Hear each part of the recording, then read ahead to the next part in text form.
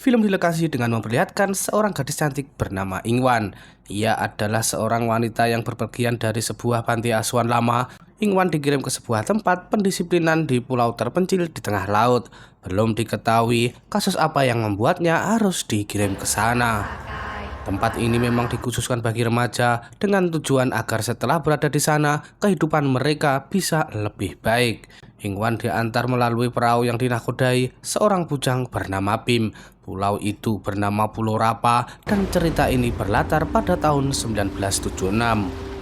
Setibanya di pulau itu, mereka disambut oleh M, seorang senior sekaligus penguasa tingkat pertama di sana. M menanti bukan menyambut kedatangan Ingwan, tetapi karena ia telah jatuh cinta kepada Bim. Di pulau ini, kehidupan murid yang lemah sangat tertindas. Mereka akan ditempatkan di bagian paling tidak nyaman, seperti membuang kotoran dan melakukan pekerjaan berat lainnya. Untuk menyambut kedatangan murid baru, para murid dikumpulkan di lapangan. Disinilah kita juga diperkenalkan dengan penanggung jawab di tempat ini yang biasa dipanggil Bunda. Ingwan dipanggil ke depan untuk memperkenalkan dirinya. Ia mengaku pindahan dari panti rehabilitas Darul Pon dan berasal dari bagian utara Thailand. Mendengar asalnya, salah satu siswa mengejeknya karena dianggap kampungan. Murid lain pun tertawa, tapi Ingwan tetap terdiam. Aura intimidasi dan peraturan ketat di tempat itu sudah sangat terasa sejak ia menginjakkan kakinya. Di sini ia harus taat pada aturan dan siapapun yang melanggar akan mendapat hukuman yang berat. M sebagai senior ditunjuk untuk membimbing Ingwan. Pada saat bersamaan, angin kencang membuat perahu Bin kandas terbawa badai. Bin pun segera melaporkan kejadian itu kepada Bunda. Menurut peraturan di pulau, laki-laki tidak boleh tinggal di sini. Namun karena keadaan darurat, Bim diperbolehkan tinggal di mercusuar sampai kapal berikutnya datang. Mercusuar ini jaraknya lumayan jauh dari sekolah. Sedikit latar belakang tempat ini, dulunya kawasan ini adalah area militer. Namun kini dialihfungsikan menjadi sekolah pendisiplinan yang berada di bawah naungan militer pemerintah. Kemudian Ingwan diantar temannya yang bernama Mamprang dan Nut ke tempat tidurnya. Tempat itu sangat kotor, banyak kecoaknya dan tidak layak. Namun itulah satu-satunya yang tersisa. Pada malam pertama, ketika Ingwan menuju kamar mandi, tiba-tiba ia diguyur kotoran ke seluruh tubuhnya. Perbuatan ini dilakukan oleh Ploy yang dipaksa oleh Mamprang bersama komplotan untuk mengejek Ingwan. Sebelumnya, Ploy adalah peserta tingkat paling bawah yang dulu sering menjadi korban perundungan. Sekarang, tingkatan paling bawah dialihkan kepada Ingwan. Ia pun harus melakukan pekerjaan berat sendirian sampai tangannya terluka saat mengambil air. Untungnya, Bim datang menolong mengobati lukanya dan membungkusnya dengan sobekan dari bajunya. Di malam berikutnya, M menghampiri tempat tidur Ingwan hanya karena ingin melepaskan ikatan baju Bim yang menempel di bekas luka tangan Ingwan.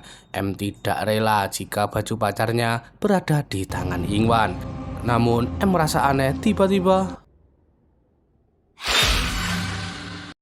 Tak lama kemudian terdengar suara, dan sekilas M juga melihat sosok lain di dekat pintu.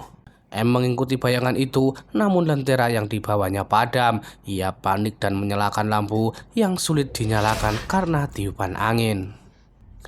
Ia terus mengikuti bayangan tersebut sampai di sebuah tangga. Tiba-tiba sosok lain mendorongnya hingga ia terjatuh. Dengan pandangan yang tidak jelas, M hanya bisa mendengar suara yang mengatakan agar ia jangan pernah mengganggu Ingwan lagi jika tidak ingin dirinya mati. Besok paginya, bukannya waspada terhadap Ingwan, M justru mengajak gerombolannya dan menuduh Ingwan yang sudah mendorongnya tadi malam. Bahkan Mamprang berperan sebagai korban agar Ingwan bisa dihukum.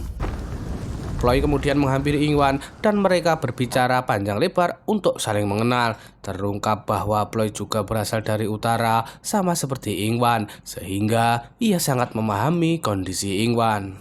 Di sini setiap orang baru pasti menjadi sasaran bersama komplotan seniornya. Bahkan Bunda membiarkan semua itu terjadi. Jika melawan, mereka tidak akan diberi makan dan tempat yang layak. Ingwang pun meratapi nasibnya, padahal tujuannya datang ke sini adalah untuk bisa hidup lebih baik daripada yang sebelumnya.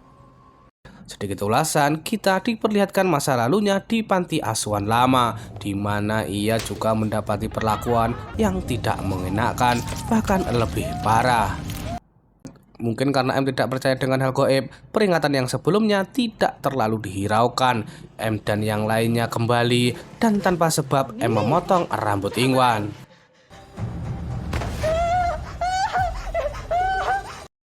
Pada malam harinya, saat semua orang tertidur, M mendapat balasan. Ia didatangi sosok perempuan tua dengan wujud yang sangat aneh. Teman-temannya terbangun dan menyadarkannya karena peristiwa itu hanya terjadi pada M. Ploy kemudian bertanya apakah ada sesuatu yang menyakitinya, seolah Ploy sudah tahu sesuatu. Tapi sayangnya justru Ploy yang disidak. Akhirnya Ploy memberitahu mereka bahwa sosok yang mengetahui M mungkin ada kaitannya dengan Ingwan. Teror hantu itu juga pernah terjadi pada Ploy ketika menumpahkan kotoran ke Ingwan tempo hari, dan bekas cakaran di pundaknya menjadi salah satu buktinya. Ploy kemudian bercerita tentang orang utara yang percaya adanya sosok hantu ibu baptis. Setiap bayi yang lahir akan didampingi oleh sosok ini yang menjadi penjaganya, seolah menjadi ibu kedua. Untuk melepaskan bayi dari penjagaan itu harus dilakukan sebuah ritual. Orang tua memberikan anaknya kepada dukun. Dukun mematahkan kepala boneka dan meletakkan di atas bayi. Jika transaksinya berhasil, hantu ibu baptis mengambil potongan boneka itu dan dukun mengambil sisa kepala bonekanya kepada orang tua. Dengan demikian, kodam bayi akan terlepas dari tubuhnya. Namun ada syarat, potongan kepala boneka itu harus tetap bersama bayi sampai ia dewasa. Ritual ini menjadi bukti atau kesepakatan antara manusia dan hantu ibu baptis. Anak yang bersama bayi melewati ritual ini, maka kodamnya akan terus bersamanya hingga dewasa. Sampai akhirnya hantu baptis akan mengambil jiwanya. Namun sayang, dengan apa yang sudah diceritakan, murid-murid tetap tidak percaya dan kembali mengganggu Ingwan. Saat itu Ingwan masih bisa bersabar, meski perlakuan mereka sudah sangatlah kasar. Ia merasa tidak kuat lagi tinggal di sana. Pada malam harinya, secara diam-diam Ingwan menemui Bim di mercusuar dan memintanya untuk membantunya pergi, karena ia sudah tidak tahan lagi tinggal di pulau ini. Tapi sayang, ia harus menunggu kapal berikutnya tiba. Pertemuan itu diketahui oleh M yang tidak senang dan langsung melaporkan kepada Bunda.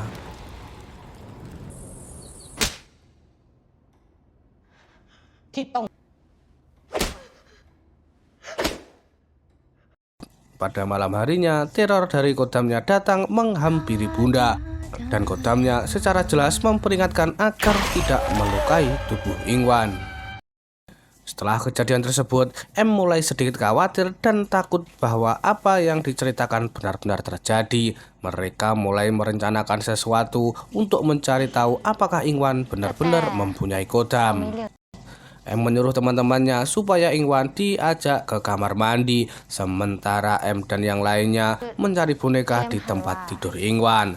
Setelah ditelusuri, mereka menemukan sebuah kotak pribadi yang berisi boneka utuh, yang berarti kodam itu memang ada di tubuh Ingwan. Pagi harinya, Ingwan dikabarkan menghilang dari asrama. Semua siswa dikerahkan untuk mencarinya ke berbagai tempat, bahkan sampai ke dalam hutan. Sialnya, Ingwan ditemukan oleh M bersama Mamprang. Alih-alih mengajaknya kembali, M dan Mamprang justru berencana melenyapkan Ingwan. Mereka membawanya ke tempat paling jauh dari sekolah, yaitu sumur tua. Mamprang mendorong Ingwan dengan kakinya sambil ia berkata lantang apakah ibu baptis bisa menolongnya atau tidak. มึงก็ลองเรียกแม่มึงมาช่วยดูสิ Tapi tak lama dari itu, kini Pim berhasil menemukan sumur tua itu dan akhirnya kembali ke sekolah. Semuanya terkejut, terutama M dan Mamprang. Mamprang yang tidak ingin kejahatannya diketahui oleh Bunda segera menghampiri dan membujuknya untuk tidak mengatakan yang sebenarnya. Namun kali ini Ingwan menegaskan bahwa M dan Mamprang telah mendorongnya ke dalam sumur. Mamprang tidak kalah menuduh Ingwan berbohong karena tidak ada bukti. Bunda pun memastikan bahwa kebenarannya harus diselidiki dan jika terbukti, hukuman berat akan menanti. Dari kejadian itu, Ingwan akhirnya sadar bahwa Ploy tidak sebaik yang ia kira. Ia juga tahu Ploy bersekongkol dengan M, namun Ploy terpaksa melakukan itu karena memang ia tidak ada pilihan lain bagi dirinya. Sekilas kita kembali melihat di masa lalu Ingwan, kodam yang ada di tubuhnya sebenarnya sudah dihilangkan sejak kecil. Namun saat ia masih polos, Ingwan pernah bermain di hutan di tempat ritual tersebut.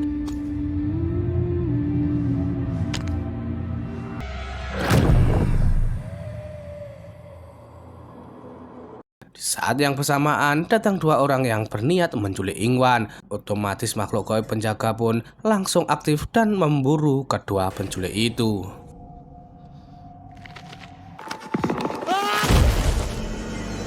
Selama ini, Ingwan hanya diam dan tidak melawan. Tapi kali ini ia akan melawan balik. Korban yang tewas malam itu adalah Mamprang.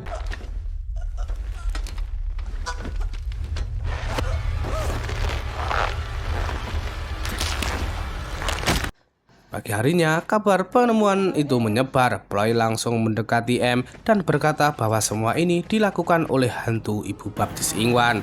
Ploy juga menyampaikan bahwa hantu itu akan menyerang semua orang. Dengan kejadian tersebut, semua orang kini menjadi takut kepada Ingwan. Sampai saat itu, M masih cukup berani melabrak Ingwan, namun tidak berani memukulnya karena akibatnya akan sama seperti nasib Mamprang. Untuk menghindari kejadian lebih buruk, Bunda meminta agar Ingwan segera dibawa pergi dari pulau ini. Ia juga memberitahu Bim bahwa ada radio yang bisa digunakan untuk menghubungi pusat bantuan agar segera mengirim kapal. Setelah Ingwan pergi, Bunda menemuinya kembali, menanyakan alasan Ingwan pindah ke sini dan apa yang sebenarnya terjadi di pantai Darul Pon tempat Ingwan dulu tinggal. Sementara itu, M bersama temannya secara diam-diam masuk ke ruangan arsip tempat Bunda bekerja. Mereka ingin mencari informasi dari koran atau berita yang mungkin bisa memberikan petunjuk. Di sana mereka menemukan berita tentang pembunuhan massal di asrama, di mana 30 orang menjadi korban. Hanya ada seorang wanita muda yang selamat, namun namanya tidak disebutkan dan wajahnya ditutupi. Dari foto itu terlihat sosok lain yang mengikutinya dari belakang. Wanita tersebut berasal dari panti Darul Pom. Dengan ciri-cirinya yang ada, sosok itu merujuk kepada Ingwan. Sedangkan Bim sudah tidak respect terhadap M karena perilakunya. Sehingga Bim mulai menjauh M dan tidak mempercayai apapun yang dikatakan M. Dan sekarang M pun merasa sangat sedih karena orang yang dicintainya kini telah berpaling ke wanita lain. Cerita kembali mundur 3 tahun yang lalu. Sejak pertama kali M berada di sini, M juga mendapatkan perlakuan kasar dari Bunda. Ia memiliki kasus karena menyerang kedua orang tuanya. Yang ia bantah bukan orang tua aslinya. M adalah orang yang tidak mau ditekan dan ia disuruh menjadi kaki tangan Bunda untuk membuat siswa lain taat kepada aturan. Kembali ke masa sekarang, M berada di sekolah sendirian. Sebuah pintu terbuka sendiri memperlihatkan seorang di sana. Tiba-tiba orang itu tergantung membuat M berlari ke ruangan lain.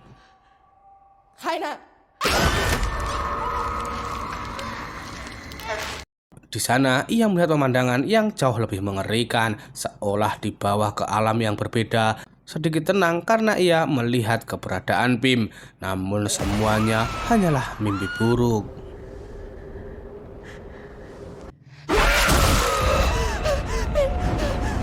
Sementara Bunda kembali melihat berkas Ingwan. Dalam berkas itu tertulis bahwa Ingwan adalah siswa yang membutuhkan perhatian khusus. Jika sekolah gagal merubahnya, sekolah akan diambil alih oleh pihak militer. Merasa posisinya terancam, Bunda memilih jalan pintas, yaitu meniadakan Ingwan. Ia kira Ingwan ada di sana, namun tidak tahu bahwa Ingwan ada makhluk penjaganya. Niat itu kemudian terbongkar. Ia mengira Ingwan sudah tewas, tapi kini Ingwan berada di hadapannya.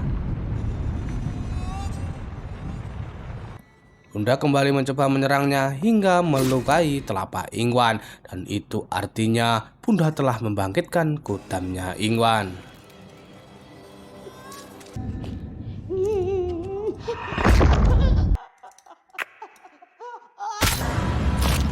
Sedangkan Bim yang berada di mercusuar mencoba menghubungi bantuan melalui radio.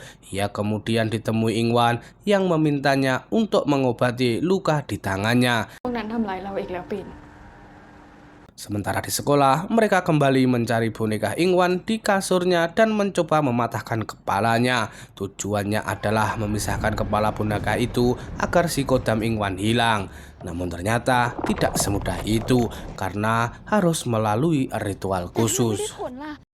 Saat mencari obat di dalam tas, mereka tanpa sengaja melihat kodam Ingwan di pantulan cermin. Dan bagaimanapun caranya, boneka itu ternyata sama sekali tidak bisa dihancurkan. Tidak lama kemudian, Bim datang dan mengatakan kalau dirinya percaya apa yang dikatakan M tentang Ingwan. Dan memberitahu bahwa Bim sekarang sudah mengurung Ingwan di dalam mercusuar. Hal itu sedikit membuat mereka lega, namun kenyataannya Ingwan sudah ada di sana. Ingwan merasa kecewa karena tidak ada satupun orang yang baik di sekitarnya. Tidak ada yang peduli padanya, padahal selama tinggal di sini ia selalu berbuat baik dan mencoba mengalah. Tapi apa yang ia dapat selama ini hanyalah penindasan yang tiada henti. Bagaimanapun, ia menaruh harapan pada Bim untuk bisa bersamanya. Namun tiba-tiba ia seakan mati dan mereka semua kabur. Kemudian mereka semua berpencar. Bim bersama M pergi ke sebuah gubuk untuk bersembunyi. Ia mencoba menyalakan lampu dan di sana sudah ada Ploy yang tidak sadarkan diri. Sayangnya, tampaknya tidak ada tempat aman lagi untuk mereka.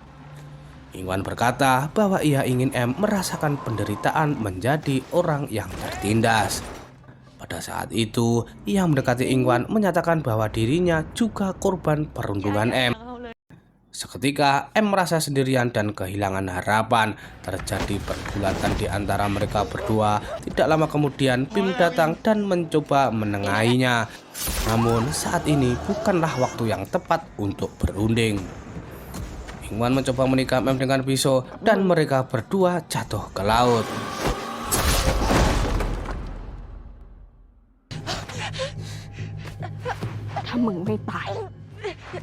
Saat M mau menikam dengan botol, ia langsung sadar bahwa itu sama saja dengan bunuh diri. Di saat yang sama, kapal bantuan datang dan M merasa lega karena akhirnya bisa selamat. Sementara itu, Ingwan mengancam akan melukai dirinya sendiri dengan botol dan M sempat berpikir bahwa jika itu terjadi, kodam Ingwan akan menyerangnya.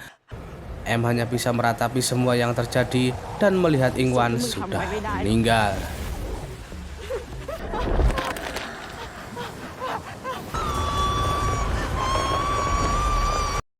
Dari pemeriksaan pasukan militer di lokasi, ditemukan dua mayat lain dengan bekas luka senjata. Tanpa disadari, tangan M saat ini sedang memegang pisau tersebut, yang membuat petugas curiga M yang sudah melakukan ini semua. Tapi M membantah bahwa semua ini adalah ulah Ingwan. Tidak lama kemudian, para korban yang selamat tiba dan mereka akan menjadi saksi atas kejadian yang sebenarnya. Namun, Ploy dan yang lainnya hanya bisa diam. Saat ditanya apakah mereka tahu tentang Ingwan, mereka kompak menjawab tidak ada yang bernama Ingwan di pulau ini. Semua menyatakan bahwa ini adalah perbuatan M dan mereka berani bersaksi atas kejadian ini. คนที่ก่อเรื่องทั้งหมดก็คือมันค่ะพวกหนูทุกคนเป็นพยานให้ได้ Ternyata semua ini adalah rencana Ploy sejak awal bersama Ingwan, yang pada intinya semuanya sudah lunas. Ingwan harus menerima takdirnya sendiri, sedangkan M juga harus menerima takdirnya karena selama ini ia sudah memperlakukan seenak jidatnya murid yang ada di pulau ini. Dan akhirnya filmnya rampung.